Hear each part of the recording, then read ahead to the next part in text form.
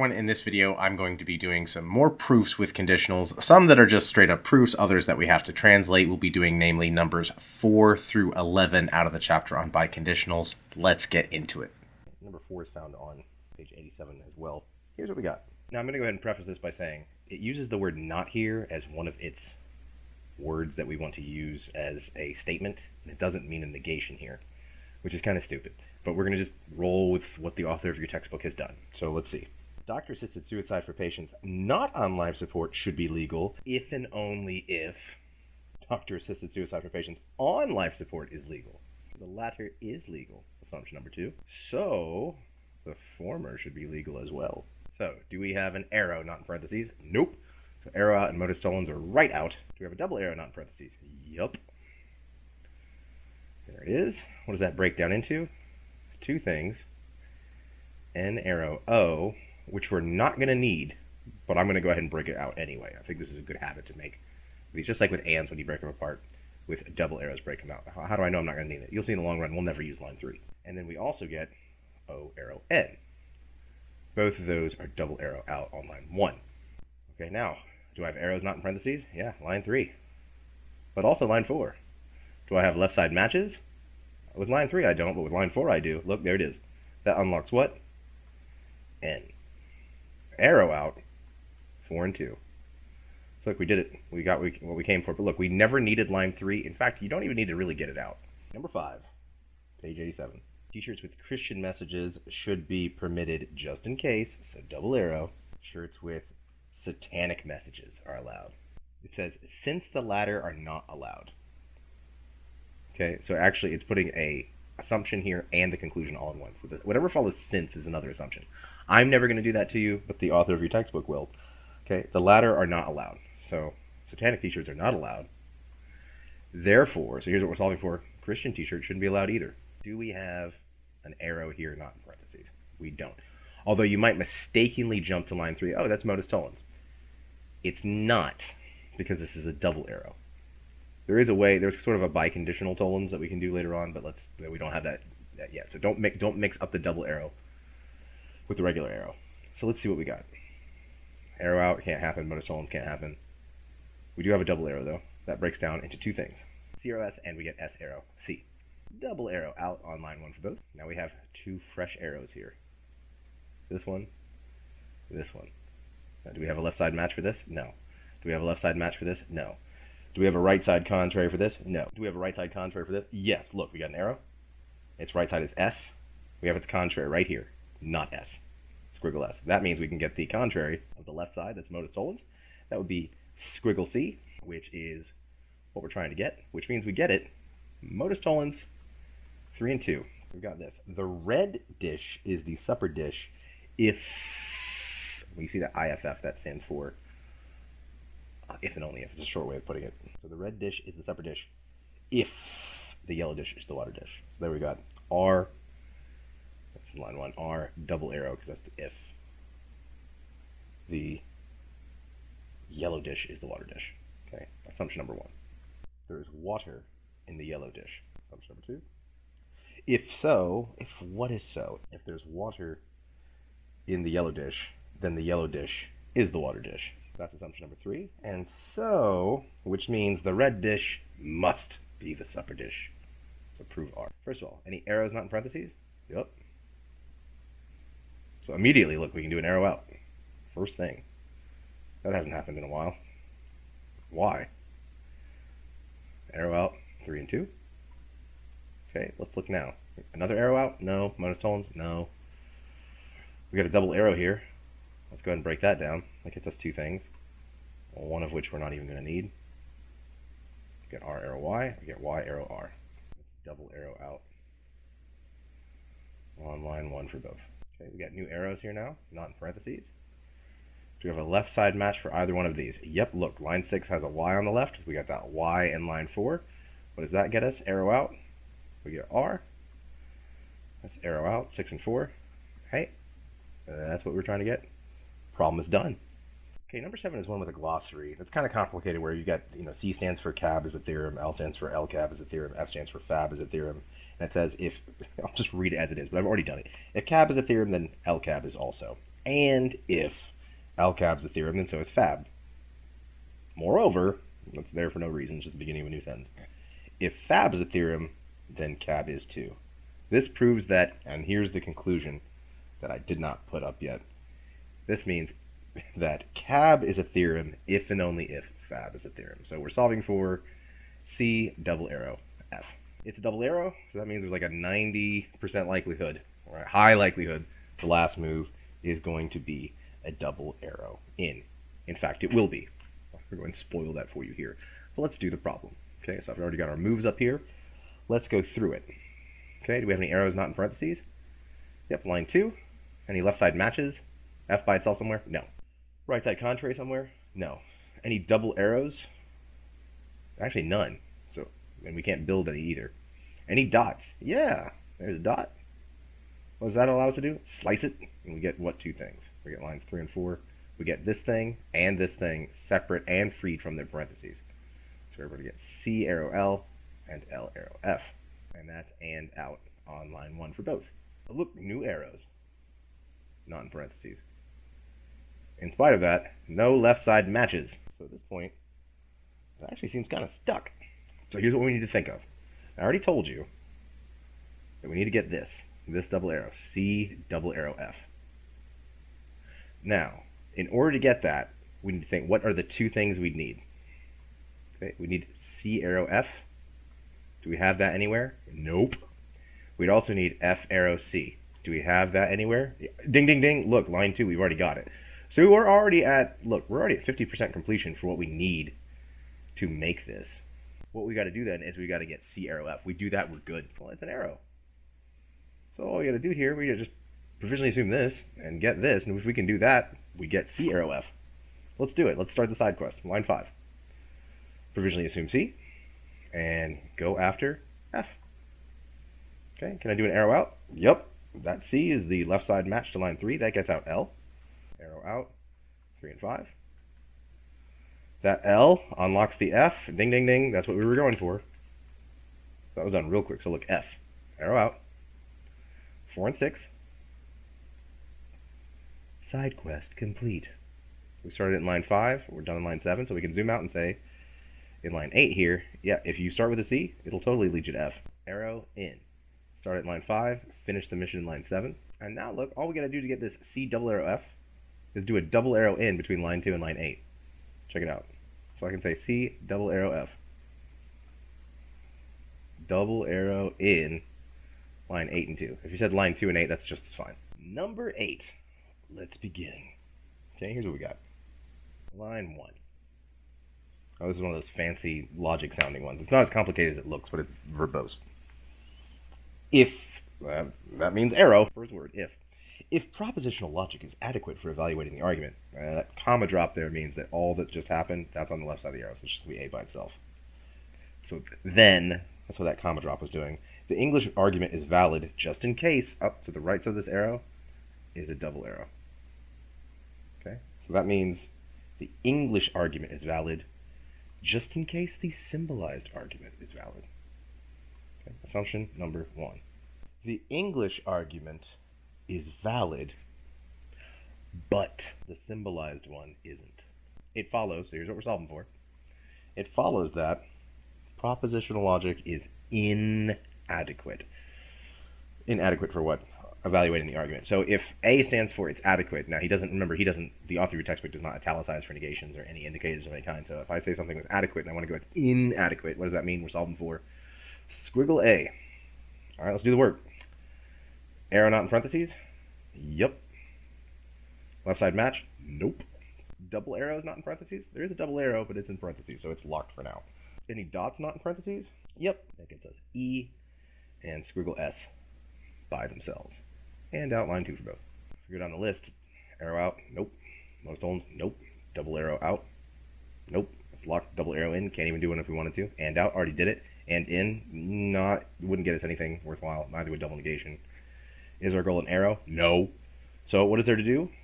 Indirect proof. Our goal is squiggle A. So here's what we're going to do. We're going to visually assume the contrary of that, and then we're going to try and get a contradiction. Remember, contradiction is an and statement of contraries. Something and its opposite. Let's plug that in. So we're going on a side quest, line 5. We're going to say, let's just imagine that what we're going for is not true. So if squiggle A were true, we're going to pretend that just A is true. The contrary of our goal. This is a provisional assumption. Okay, the mission in this side quest is get a contradiction. That's what that sideways T means solve for this. This upside down T means get a contradiction. All right, you could read it that way. Okay, now with this A in play, can we do an arrow out? Yep, between 1 and 5. But don't forget the mission. The mission, again, in an indirect proof is find two contraries, two opposites, and stick them together. We can do an arrow out. That's going to unlock the right side of this arrow, which is going to be E, double arrow, S. Unlocked. Arrow out, 1 and 5. Okay, we'll go down the list. Can I do any more arrow outs? Modus tollens? No. Double arrow out? Yep, that's new. Break that down, we get two things. And that actually gives us some options. We get E, arrow S, and we get S, arrow E. That's double arrow out on line 6 for both. Now, we actually have two options here. We've got two fresh arrows, not in parentheses, for which, and I'll just say, when I say we got two options, we can actually do an arrow out right now, which I prefer to do. We all have a modus tollens available. I'll say this, your exact results will be different, but you'll actually finish the problem in just as many steps. But I'm going to stick to the list, and if an arrow out comes first, I'm going to do that first. But even if you didn't see the arrow out, a modus tollens could get you out of this as well. Okay, so if we do the arrow out here, again, the arrow out 7 and 3 is what I'm thinking, we're going to get S. Now, if you did the modus tollens instead, you see that you've got E arrow S and you've got squiggle S, you can get squiggle E, and your contraries will be E and squiggle E. Since I'm going this route, it's going to be slightly different, but like I said, it would be the exact same amount of steps. Okay, so I've got S. How do I get that here? This S, the way I did it here. Arrow out, 7 and 3. Do I have two contraries? Ding, ding, ding. Okay, remember, that's the mission. S, squiggle S. There they are. All I got to do now is stick them together. S and squiggle S. That's a contradiction. So how did I get them? Pieces came from 9 and 4. And so this side quest is complete. Okay, so I'm going to zoom out here and say, yeah, squiggle A is a thing, because if it weren't, it would lead to nonsense. Because contradictions are stupid. Okay, that's indirect proof. 5 through 10. 9 is on page 89. So, line 1. Restrictions on police powers will be viable if, so that means there's a double arrow, so it'll be viable, double arrow, if what? Society remains civilized. Hence, here's what we're solving for. We're already ready for the solution. Hence, if society does not remain civilized, so it's an arrow, if society does not remain civilized, then police power restrictions will no longer be viable. All right, let's do the work. Do we have any arrows? No, so arrow out. Modus tollens is not happening. Double arrow? Yep, not in parentheses. So that breaks down into these two things. We get V arrow C, and we get C arrow V. Double arrow out on line 1 for both. Okay, now we got two fresh arrows here, not in parentheses. Can we do an arrow out there? Do we have a left side match? No. Right side contraries? No. Can we do another double arrow out? No. Can we do a double arrow in? Yeah, and we'd get V double arrow C or C double arrow V. That's not this. An and out? No. And in a double negation? Yeah, but it doesn't get us anywhere. Is our goal an arrow? Indeed it is. What does that mean? We're going to provisionally assume this and try and get this in a side quest. So let's do line 4. We're going to provisionally assume squiggle C with the mission of getting squiggle V. Let's do it. So now with this in play, can we do an arrow out? No. Can we do a modus tollens? Yes. Look. This arrow right here in line 2. What's its right side? C. We've got a contrary to the right side. That means we can get the contrary to the left side. So look at it. That gets us squiggle V. How so? Modus tollens. 2 and 4, and this is like one of the quickest arrow ins you could possibly do. We provisionally assumed the left side and got the right side immediately. Which means we can zoom out and say, yeah, if you have squiggle C, you can totally get squiggle V. How so? Arrow in. I'm still going to say 4 through 5, even though they're right next to each other, just because that's what we do with arrow ins. Number 10 is hefty. Line number 1, if. Okay, that means there's an arrow, definitely. Let's go ahead and stick that arrow out there. So whatever follows if goes on the left side. So if brain phenomena are identical with mental phenomena, comma, that comma drop means that's where the left side ends, so we've got this. If brain phenomena are identical with mental phenomena, then the former's having spatial location constitutes a necessary and sufficient condition for the latter's having spatial location. Now, I really don't like the way this problem does it. I'll say this. Necessary and sufficient condition in there means that there's a double arrow on the right side. Okay, so I know that much. Okay, necessary and sufficient condition. Well, here's the thing. I would underline these things here to make it clear, but here it doesn't do that. Like, well, what goes on the left side of this double arrow on the right? It actually tells you in later statements what it's going to be. I'll just say this. The left side of this double arrow where it says the former's having, that's brain phenomena are spatially located. That's B. And on the right side, mental phenomena are spatially locatable. And what it's saying here is this. Like, when it comes to stuff going on in the brain, is that the same thing as stuff going on in the mind? And also, if stuff's going on in the brain, like let's say I have a thought about something that happened in the past. Like, oh, I'm remembering my first day of kindergarten. Is there a specific spot where that's happening in the brain? And also, if so, is there a specific spot, like in space, where that's happening in the mind? Like this synapse is firing. Is that where the memory actually is? That's what this is getting at. Okay, it's saying like our brain's the same thing as minds, brain state's the same thing as mental states. Brain phenomena can be located spatially. Okay, we do that all the time when you see neurologists talking about this part of the brain fires up, like lots of things are going on when you think about this. Or this is the part of the brain that does this, and so on. That's what that would be. Then we've got this. Provided that means if. Okay, so there's an arrow here. Provided that, so if mental phenomena are spatially locatable, okay, that is, things going on in the mind can be found in space. Okay, not the brain, the mind, like stuff in your mind. Like I'm thinking right now of a thought. Does that thought exist somewhere? Okay, if that is the case, then it will be meaningful to assign a spatial location to a thought. Because that thought going on somewhere.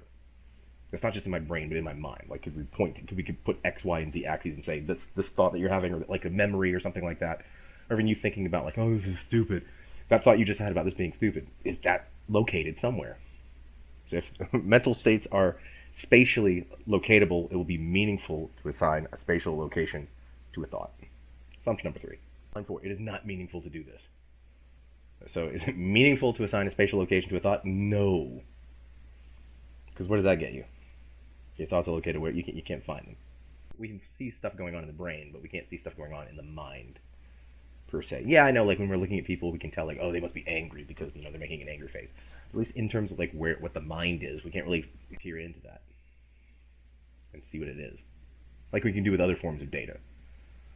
Okay, like stuff on a Blu-ray. It's all data that's on there, but we can take that and decode it and figure out, oh, this is what data is on here, whether it be a movie or video game or something like that. We can take that data and decode it based on various kinds of programming systems and languages. It doesn't seem like the mind really works that way, so that's why I think it's not meaningful to do this. So, it is false that brain phenomena and mental phenomena are identical. So you might be tempted to go, oh, that's B and M. No, look back at the very beginning. I stands for brain phenomena and mental phenomena are identical. So what we're actually solving for is squiggle I. Whew. Now, I wouldn't do this to you. All right, there's a lot of stuff going on in here that I think is very confusing the way it's been presented. But now with this in play, let's do it. So first of all, do we have any arrows not in parentheses? Yep, we got 2. Okay, can we do an arrow out? Nope. Can we do a modus tollens? Do we have a not or squiggle B double arrow M? No. Do we have a squiggle T sign? Yeah, we do. We can do a modus tollens right here. What does that get us? Line 5, squiggle M. Modus tollens, 3 and 4. And I'll say this. Now this one is with a little less certainty, but I'll just say, if you're doing a modus tollens early on in a problem, you're probably going to use this thing later on, and it's going to be a big deal. So just remember that this is here. So that being said, great. Can we do another arrow out? No. Modus tollens? No. Double arrow out and this is locked. Double arrow in? Can't even do it. And out? Nope. And in? Sure, but no, let's not. Double negation? Again, sure, let's not. Here's our goal, an arrow? Nope. So what does that leave? It's indirect proof time. So our goal is squiggle I. What are we going to do in an indirect proof? Provisionally assume the contrary of our goal. That's going to be just plain old I. What's the mission? we're going to solve for any contradiction. Any two things that are contraries. Something and the exact same thing with a squiggle in front of it. That's what a contradiction is. That's the mission. Let's do it. Now with this I in play, can we do an arrow out? Yep. 1 and 6. That's going to unlock this right side, free it from the parentheses. That gets us B, double arrow, M. Arrow out, 1 and 6. Now, something that could happen here, you might make the mistake of going, oh, this is a left side match. I can go ahead and get out the M. Nope. That's a double arrow, so don't make that mistake. At least with the rules that we have now, we can't do that. So can we do an arrow out right now? No. Okay, so don't make that mistake of thinking that's the left side there. I can just go ahead and unlock that. We're going to use this in a minute, but not just yet. So can we do modus tollens right now? No. We do have a fresh double arrow here. Let's go ahead and unpack that. That gets us two things. B arrow M, M arrow B. That's double arrow out on line 7 for both. Now can I do an arrow out? All right, again, this is actually like one that we did earlier. I actually have an arrow out option. Look, I have a left side match with line 8 and line 2. And I actually have a modus tollens option between line 5 and line 8. But my preference is always to do arrow out first before modus tollens if I can. So if you do it the modus tollens route, that's perfectly fine. Not wrong at all. Worth just as many points, you'll be done in just as many steps. So it's no more efficient. However, for the most part, if you follow this, we'll call it program up here, you will always get the most efficient results. I'll say 99% of the time. Just as a general rule, follow this list in this order. So I'm going to be consistent and do that here. So I'm going to say, yep, can I do an arrow out? Sure. What does that get me? M. Arrow out. 8 and 2.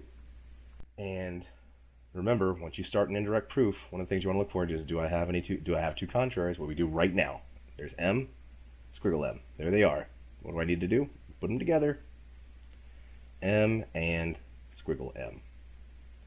And in 10 and 5. Side quest complete. So what I can do is I can zoom out here and say, yeah, squiggle I, totally fine. Indirect proof, where did we start it? 6, where did it stop? Line 11.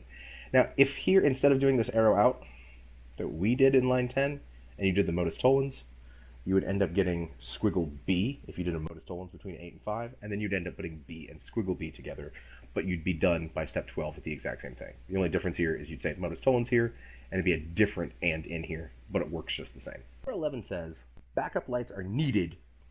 Okay, backup lights are needed, only if, that means go ahead and slap that arrow down real quick. Only if the car is in reverse, because they're connected to the transmission.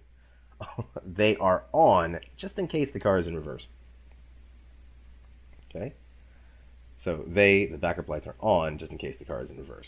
Your backup lights, those little white lights, so if they're on, then the car is in reverse, and if you're in reverse, then the lights will be on. Of course, given that the lights are actually working and everything's connected and stuff like that. Okay, you know this. That's how you know somebody's backing up in a parking lot. Oh, they must be in reverse. Okay, because if they're in reverse, then those lights are on. If those lights are on, they're in reverse. If they are on, only if the car is in reverse. So if they are on, only if the car is in reverse. That, because that only if means arrow in there immediately. As soon as we see that only if, all this is on the left side of an arrow. Then what? Then they use very little power. Third assumption. Therefore, that means here's what we're solving for. The backup lights are on if needed. So if needed, the lights are on. Yet, dot. Yet, they're using very little power. Okay, here we go. That's the setup. Now look, the goal is actually a dot, which means there's a 99% likelihood the final move is going to be an and in. In fact, it will be.